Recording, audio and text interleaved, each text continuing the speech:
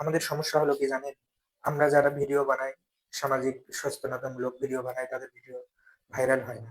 আপনারা আমাদের ভিডিও দেখেন না। আপনারা দেখেন TikTok, আপনারা দেখেন রিলস, শর্ট ভিডিও।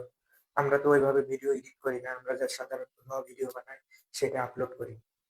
আশা করি আপনারা সবাই আমার ভিডিওটি দেখবেন এবং আমি সমাজে অসুস্থ মানুষদের সেবা করার জন্য এবং গ্রামে যারা বাস করে তাদের কাছে চিকিৎসা সেবাটাকে সহজভাবে পৌঁছায় দেওয়ার জন্য আমি ভিডিওগুলি বানাই। আশা করি আপনারা আমার ফুল ভিডিওটি এখন থেকে দেখবেন। তো আমি একজন ফিজিওথেরাপিস্ট, চিফ ফিজিওথেরাপিস্ট। আমি লাভলি প্রফেশনাল ইউনিভার্সিটি ইন্ডিয়া থেকে আমার বিএসসি ইন ফিজিওথেরাপি কমপ্লিট করেছি। এখন মূল যেটা সমস্যা সেটা হচ্ছে যে আমাদের সমাজের মানুষ বা আমাদের এলাকার মানুষ বা আমাদের দেশের মানুষ এই ফিজিওথেরাপি চিকিৎসা সম্পর্কে তেমন কোনো ধারণা নাই।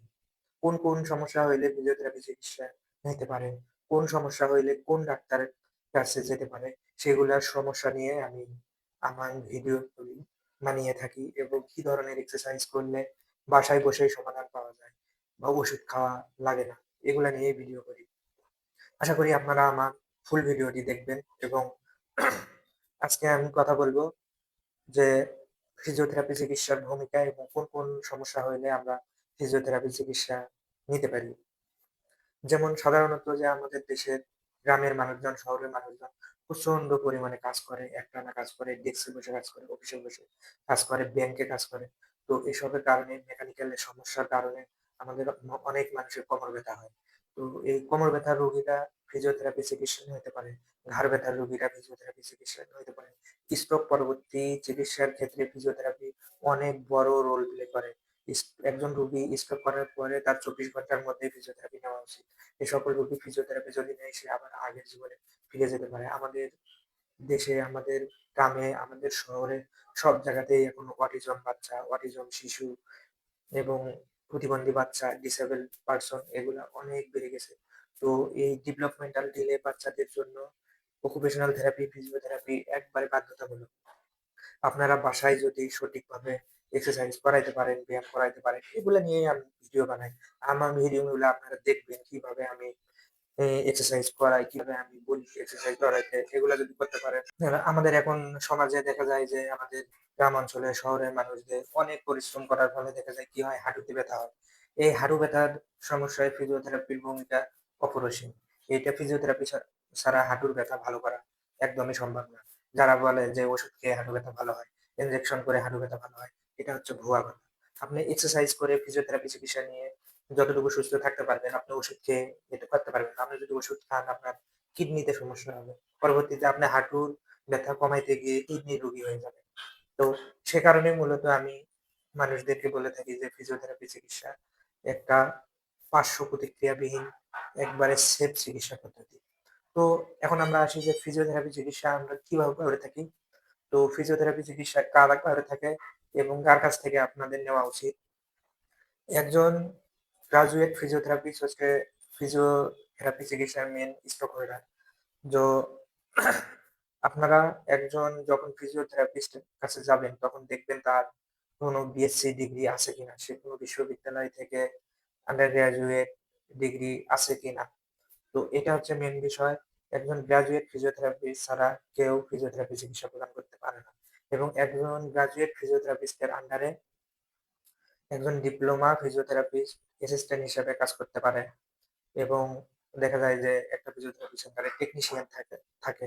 টেকনিশিয়ান সে আপনার দেখা যায় যে মেশিন-টেশিন এগুলা একজন ফিজিওথেরাপিস্টের আন্ডারে থেকে সে লাগাইতে পারে। সে বলে দেয় এখানে লাগান, ওখানে লাগান। তো এখন তাহলে আপনাদেরকে বুঝতে হবে যে মেইন চিকিৎসক, ফিজিওথেরাপি চিকিৎসক সে হচ্ছে একজন গ্রাজুয়েট ফিজিওথেরাপিস্ট বা বিএসসি ফিজিওথেরাপিস্ট। এটা দেখবেন, দেখে আপনাদের যাদের হাঁটু ব্যথা, কোমর ব্যথা আছে বা বিভিন্ন ধরনের ব্যথা এবং প্যারালাইসিস পরবর্তী চিকিৎসা এবং আপনারা যারা অপারেশন পরবর্তী চিকিৎসা নিতে চান যে জয়েন্ট শক্ত হয়ে যায়, এগুলা আপনার ফিজিওথেরাপিস্টের কাছ থেকে নিতে পারেন পার্শ্ব প্রতিক্রিয়াবিহীন চিকিৎসা।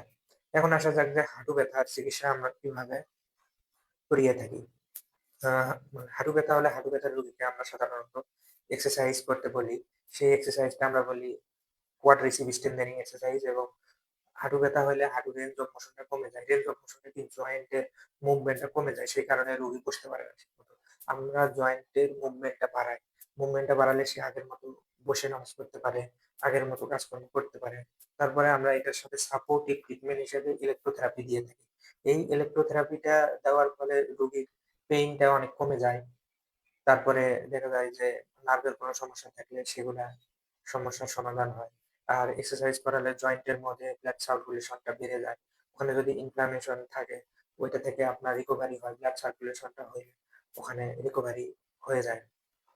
তারপরে আসা যাক যে ফিজিওথেরাপি চিকিৎসা আমরা প্রদান করে থাকি আপনার সকল প্রকার নার্ভের ইনজুরি। তো এই নিউরোলজিক্যাল সমস্যা ফিজিওথেরাপি ছাড়া সমাধান করা কেউ পারবে না আপনার। একজন ফিজিওথেরাপিস্টের তত্ত্বাবধান ছাড়া আপনার নিউরোলজিক্যাল সমস্যা সমাধান করা খুবই কঠিন। তারপরে আছে আমাদের দেখা যায় যে সমাজের মানুষদের বা দেশের মানুষদের আরেকটা সমস্যা সেটা হচ্ছে সেরিব্রাল অ্যাটাক্সিয়া। এটা হলে মানুষের কি হয় ব্যালেন্স নষ্ট হয়ে যায়। হাঁটতে পারে না। হাঁটতে গেলে একদিকে পড়ে যায়। যেমন একজন মানুষ নেশা করার পরে যেরকম হয় একদিকে ঢলতে যায় সেরকম সেরিব্রাল অ্যাটাক্সিয়ার পেশেন্টরা এরকম হয়ে যায়। ঠিকমতো হাঁটাচলা করতে পারে না। তো এগুলা রুগীকে আমরা ব্যালেন্স ট্রেনিং করাই, গেইট ট্রেনিং করাই, স্ট্রেংথেনিং এক্সারসাইজ করাই এগুলা রুগীকে আমরা রিকভারি দিকে নিয়ে আসি। তো তারপরে আমাদের আছে যে জিবিএস এর রোগী। জিবিএস একটা ভাইরাস। এই ভাইরাসের সমস্যা হলে দেখা যায় যে হাত-পা প্যারালাইসিস হয়ে যায়। কোয়াড্রিপ্লেজিয়া আমরা বলি ২ হাত, ২ পা। আবার কারো আছে ২ পা প্যারালাইসিস হয়ে যায়। এটা যখন হয় তখন দেখা যায় হাত-পা ঝিনঝিন করে, হাত-পা ব্যথা করে। তো এটা হলে আমরা দেখা যায় ফিজিওথেরাপি দিয়ে এটা ভালো করার চেষ্টা করি। ফিজিওথেরাপি দিয়ে অনেক কম সময়ে অনেক কম টাকার মাধ্যমে এটা ভালো করা যায়। আপনার দেখা যায় যে ডাক্তারি চিকিৎসার মধ্যে গেলে এটা ভ্যাকসিন দিতে হয়। এটা অনেক ব্যয়বহুল। এবার প্রায় দু বাংলাদেশে প্রেক্ষাপট অনুযায়ী ১০ থেকে ১২ লাখ টাকার ভ্যাকসিন দিতে হয়। তো দেখা যায় যে সবাই এটা নিতে পারে না। তো তখন আমরা কি করি? আমরা ফিজিওথেরাপি দিয়ে আবার রোগীকে আগের স্বাভাবিক জীবনে নিয়ে বেড়াই। তো সবার কাছে আমার একটাই অনুরোধ থাকবে যে আমার ভিডিওগুলো আপনারা দেখবেন, লাইক করবেন, কমেন্ট করবেন, শেয়ার করবেন। আপনাদের কি সমস্যা আছে সেটা আমাকে জানাবেন। আমি আপনাকে উত্তর দেওয়ার চেষ্টা করব যে এই সমস্যাগুলা ফিজিওথেরাপি চিকিৎসার মাধ্যমে ভালো হয় কিনা। আসলে আমি ভিডিও বানাই এটা আমার চেম্বারের মধ্যেই ভিডিও বানাই। এখানে লাইটের অভাব আছে। আমার মোবাইলটাতে আমি ভিডিও বানাই। এখানে ভিডিও কোয়ালিটি খারাপ আছে। কিছুদিন আগে একটা আপনাদের জন্য এই মাইক্রোফোনটা কিনছি যদি আপনারা সাউন্ডটাই ঠিকমতো শুনতে না পারেন।